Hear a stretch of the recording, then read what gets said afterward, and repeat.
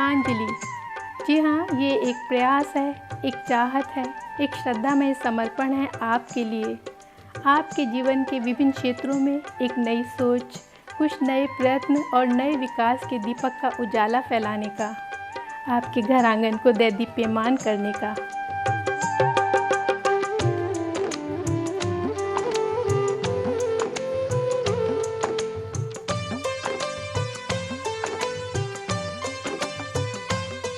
Deepanjali programme को देखने वाले सभी अपनों, एक बार फिर मेरा करबद्ध प्रणाम आप सबको समर्पित है। एक बार फिर हम दीपांजलि के इस मंच पर आपका हार्दिक स्वागत करते हैं।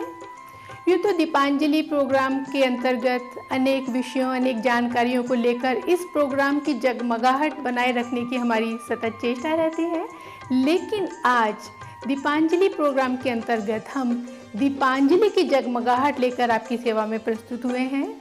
आप समझ गए होंगे, आज का प्रोग्राम दीपांजलि है, दीपावली स्पेशल, जिसके अंतर्गत हम दीपावली से संबंधित आपको विभिन्न प्रकार की मिठाइयाँ बनाने की विधि बताएंगे।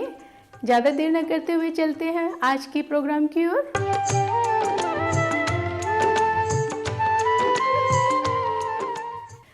हमारे समस्त पर्व न सिर्फ सांस्कृतिक स्वरूप को प्रस्तुत करते हैं, वरन उनके पीछे एक बहुत ही पवित्र धार्मिक भावना भी रहती है।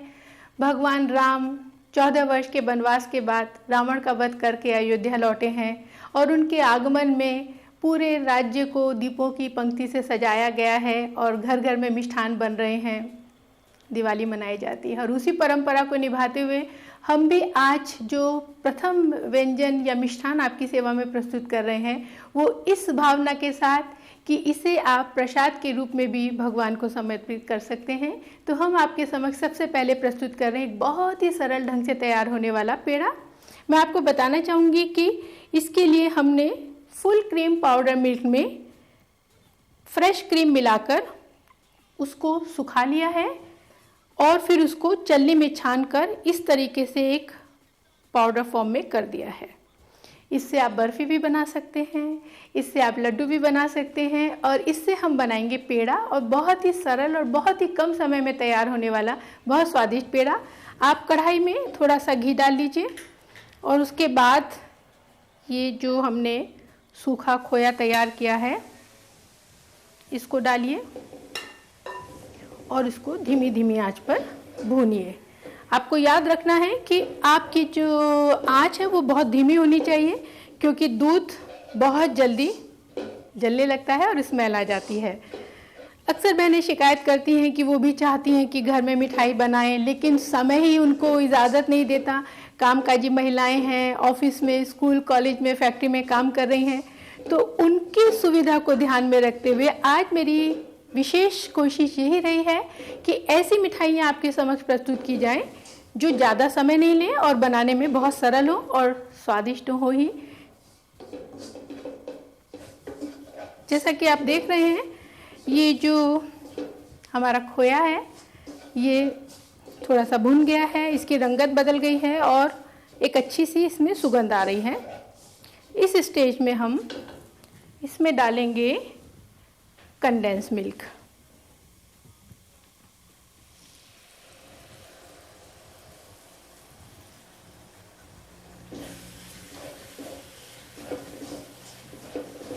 और इसको डालकर और थोड़ी सी देर के लिए हम इसको भूनेंगे, जब तक कि ये कढ़ाई को छोड़ने ना लगे चारों तरफ से। जैसा कि आप देख ही रहे हैं, ये अब कढ़ाई से अलग हट रहा है, इसका मतलब ये तैयार हो गया है। इस स्टेज में गैस को आप बंद कर दीजिए और इसमें हम डालेंगे थोड़ा सा इलायची पाउडर।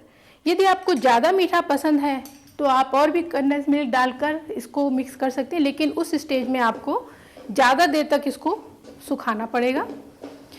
ये आपका पेड़े का खोया तैयार हो गया है।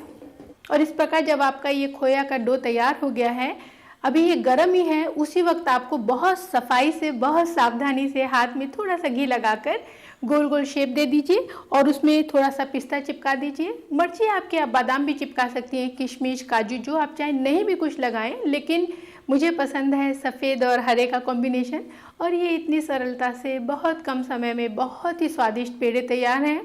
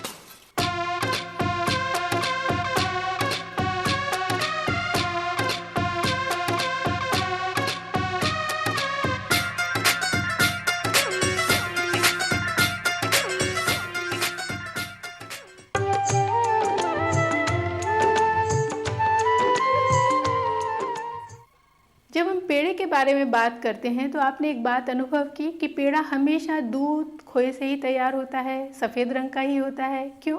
किसी और चीज़ से यानी कि बेसन से पेड़ा क्यों तैयार नहीं होता? एक दिन मैंने बेसन से पूछा कि क्यों बेसन जी, आपसे लोग पेड़ा क्यों नहीं तैयार करते हैं? बर्फ़ी बनती है, लड्डू बनता है, हलवा बनता है, नमकीन चीज़ें, सेव, पेड़ा क्यों नहीं? तो बेसन ने मुस्कुराकर कहा कि मैं खुद नहीं जानता क्यों मुझसे पेड़ा नहीं तैयार करते हैं, एक दिन आप तैयार कीजिए ना। और बेसन की बात को रखते हुए मैंने बेसन से ही पेड़ा तैयार किया, जो मैं बहुत स्नेह और प्रेम के साथ आपकी सेवा में समर्पित करती हूँ। बनाना बहुत सरल है। थोड़ा सा जैसे मैंने बताया घी डालकर बेसन को भून लीजिए। याद रहे कि बहुत धीमी आंच पर आपको भूनना है, क्योंकि बेसन भी बहुत जल्दी जलने लगता है। जब ये थोड़ा सा रंगत बदल ले, देखिए भुन गया है, तो इस स्टेज में हम डालेंगे कंडेंस मिल्क। जो लोग डाइट कॉन्शियस हैं उनको मैं बताना चाहूँगी कि कंडेंस मिल्क से तैयार किया गया पेड़ा ज़्यादा मीठा नहीं होता है। और बस बाकी का तरीका वही है। जब ये कढ़ाई को छोड़ने लगे तो समझिए कि ये आपका मिक्सचर तैयार हो गया है। गैस को बंद कर दीजिए और थोड़ा सा इसमें हम डालेंगे इलायची पाउडर। अगर आप चाहें तो इसमें कटे हुए बादाम भी डाल सकते हैं, लेकिन मुझे पसंद है कि ऊपर से बादाम चिपका दिए जाएं। और फिर बाकी का जो प्रोसीजर है, तरीका, वो वही रहेगा कि जिस वक्त ये गर्म ही है, हाथ में थोड़ा सा घी लगाकर इसको गोल शेप देकर या किसी भी आकार में शेप दीजिए और ऊपर से कच्चे बादाम चिपका दीजिए।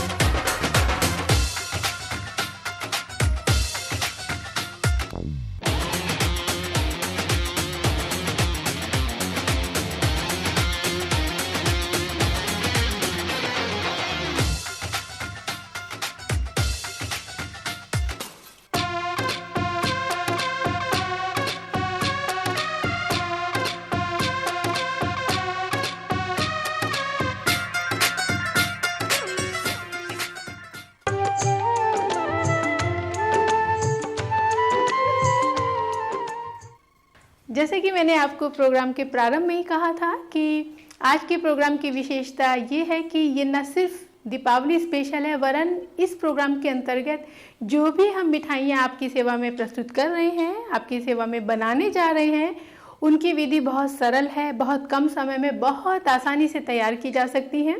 और उसी क्षेत्र में एक और प्रयोग, ये भी मेरी एक अपनी नई विधि है, नई रेसिपी है, जो मैं आपकी सेवा में दीपावली का उपहार समझकर, दीपावली की मिठाई समझकर आपकी सेवा में प्रस्तुत कर रही हूँ। जी हाँ, हम बनाएंगे मूंग की दाल के लड्डू। मूंग की दाल किसी भी सुपरमार्केट में आपको मिल जाएगी। धुली हुई आपको मूंग की दाल लेनी है और उसको आप भिगोकर 3 या 4 घंटे उसको पीस लीजिए। इसको हम पीसने के बाद इसको हम कहते हैं पिट्ठी। इसकी पिट्ठी अच्छी तरीके से पीसकर आप इसको खूब बीट कर लीजिए जब तक कि ये अपने मात्रा में थोड़ा सा बढ़ ना जाए।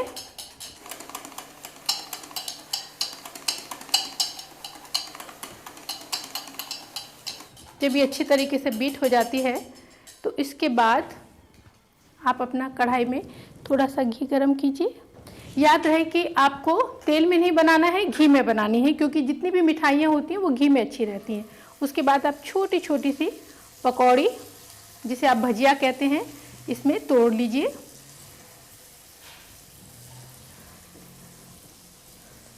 आप देख रहे हैं कि ये अपने साइज से थोड़ा सा बड़ी हो जाती है। अगर आपकी दाल अच्छी तरीके से आपने फेंटी है तो ये अपने आप बड़ी। आप उसकी शेप में कुछ मत जाइए, शेप की चिंता नहीं कीजिए, कोई उसकी बात नहीं। अगर आपको पकौड़ी तोड़ना मुश्किल लगे तो आप इसकी बूंदी भी बना सकते हैं, ऐसी कोई बात नहीं है।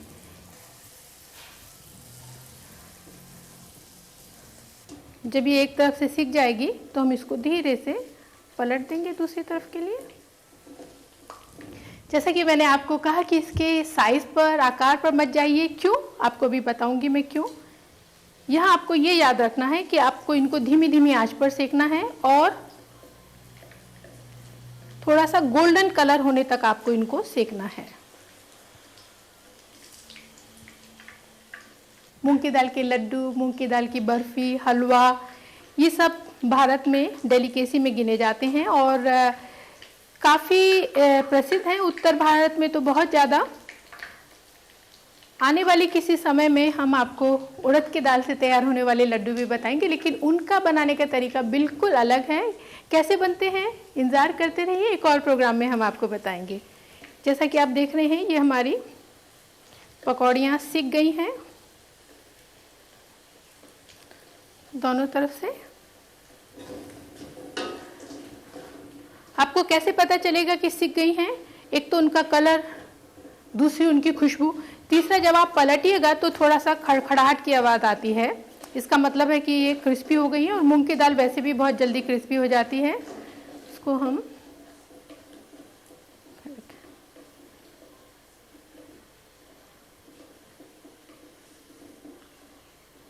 जब तक ये पकौड़ी सिक रही हैं, मैं आपको बताना चाहूँगी कि लड्डू बनाने के लिए आपको आवश्यकता होगी चाशनी की, जिसमें लगभग 2 कप शुगर और 2 कप पानी डालकर आप ऐसी प्लेन थोड़ा सा गाढ़ी चाशनी बना लीजिए।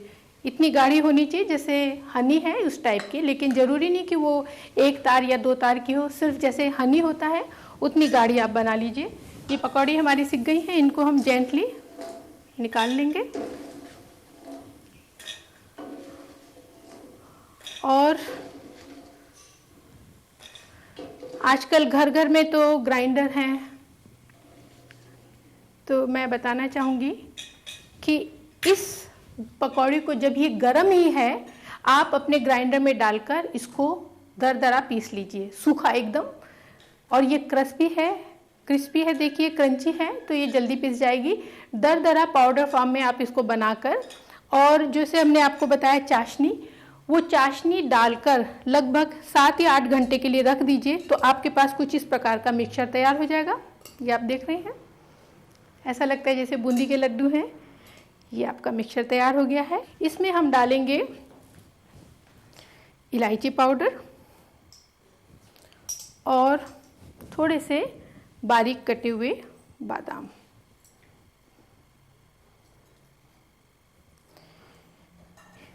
ये हमारा मिक्सचर तैयार हो गया है। अब हम इसके बनाएंगे लड्डू। चलिए, दीपावली के शुभ अवसर पर आपके साथ मिलकर बनाते हैं मूंग की दाल के लड्डू।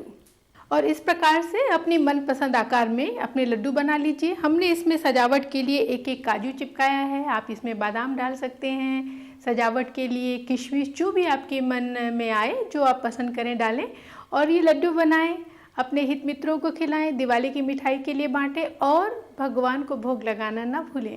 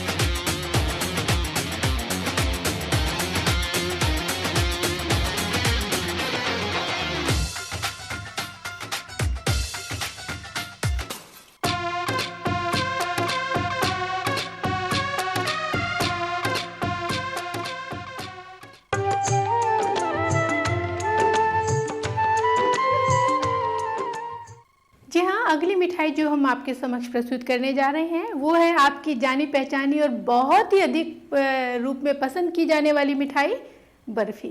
हम आज आपको साधारण तरीके से बर्फ़ी बनाने की विधि बताएंगे, लेकिन साथ साथ मैं आपको बताऊंगी कि कैसे आप उसमें वेरिएशन भी ला सकते हैं। लेकिन आपको पहले बताऊंगी कि कोई भी आप बर्फ़ी बनाएं, आप अपने फुल क्रीम मिल्क में फ्रेश क्रीम डालकर उसको इस प्रकार से सुखाकर तैयार कर लीजिए। याद रहे कि आपको एयर में सुखाना है, ना कि गैस पे या माइक्रोवेव में। यदि आपके पास लगभग 3 कप ये पाउडर मिल्क इस तरीके से क्रीम के साथ आपने तैयार किया है, तो उसमें लगभग 3 कप ही आप डालिए शुगर।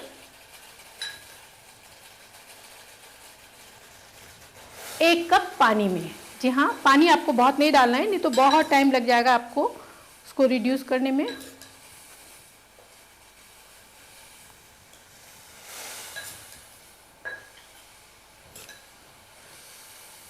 कुछ लोग कम मीठा पसंद करते हैं, कुछ ज़्यादा मीठा पसंद करते हैं। ये हमेशा डिपेंड करता है अपनी चॉइस पर। आप थोड़ा कम मीठे से भी बना सकते हैं।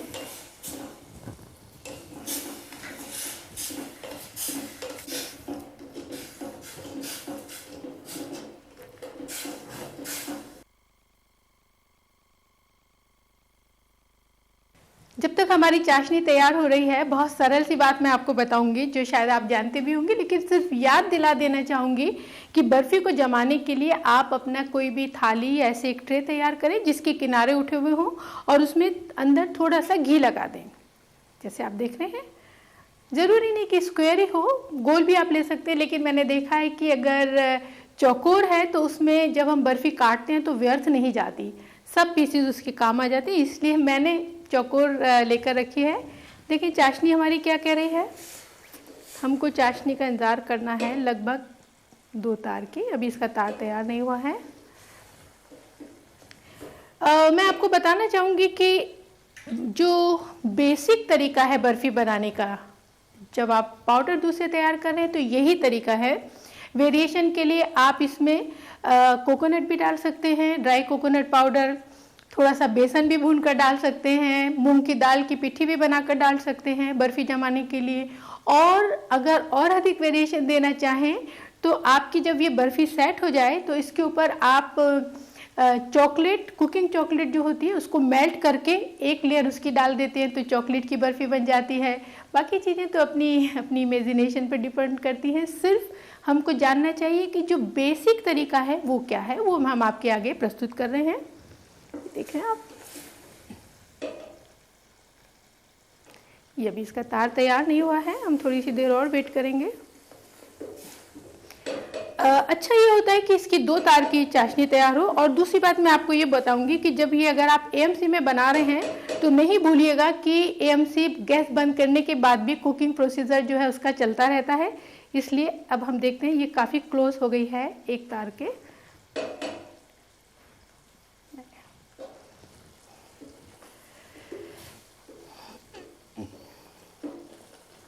भारत में अनेक प्रकार की बर्फ़ी बनाई जाती है। गोंद की बर्फ़ी बनती है, मेलन के जो सीड होते हैं उनकी बर्फ़ी बनती है, बेसन की बर्फ़ी बनती है। देख रहे हैं आप, हमारा एक तार तैयार हो गया है।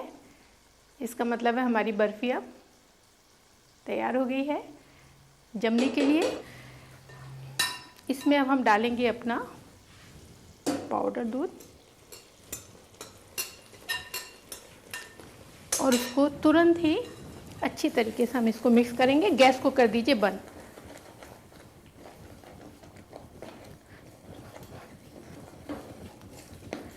मैं आपको एक सलाह देना चाहूँगी कि बर्फ़ी में आप अंदर कुछ नहीं डालें, क्योंकि जब आप अंदर कुछ डालते हैं तो बर्फ़ी को काटने में तकलीफ़ होती है। इसलिए इसको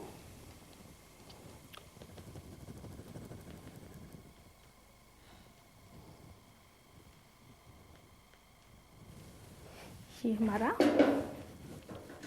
यह मैं आपको बताना चाहूँगी कि अगर आप पसंद करें तो इसमें मिक्सर में भी इलायची डाल सकते हैं, लेकिन मुझे पसंद है ऊपर से थोड़ी सी इलायची। कुछ लोग अंदर भी डाल देते हैं, कोई अपनी अपनी चॉइस पर डिपेंड करता है। और इसमें हम डालेंगे साथ ही बारीक कटे हुए बादाम,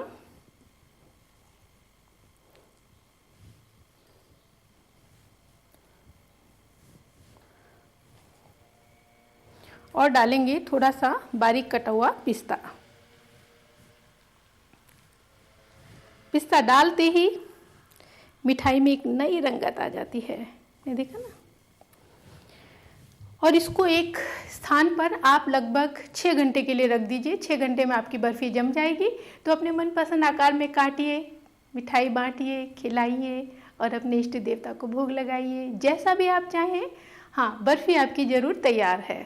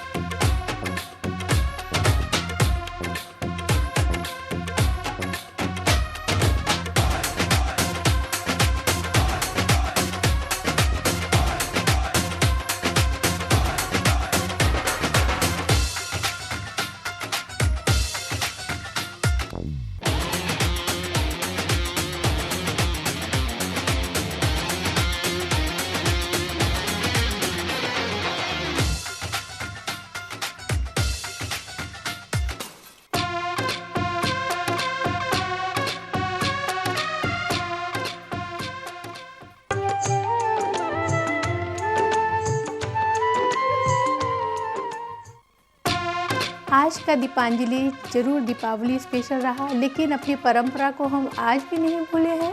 और मैं अपनी सभी बहनों से कहना चाहूँगी कि आज जो हमने आपको मिठाइयाँ बनानी सिखाई हैं, दीपावली से पूर्व आप इन्हें बनाकर मार्केटिंग कर सकती हैं, आसपास से ऑर्डर ले सकती हैं, पहले से तैयार कर सकती हैं।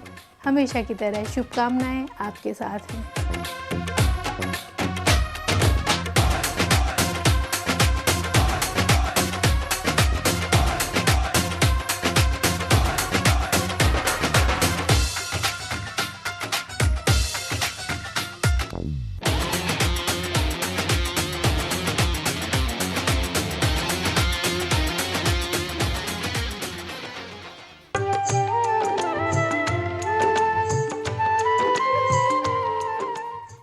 तो ये थी हमारी दीपांजलि की एक छोटी सी भेंट, मीठी सी, प्यारी सी।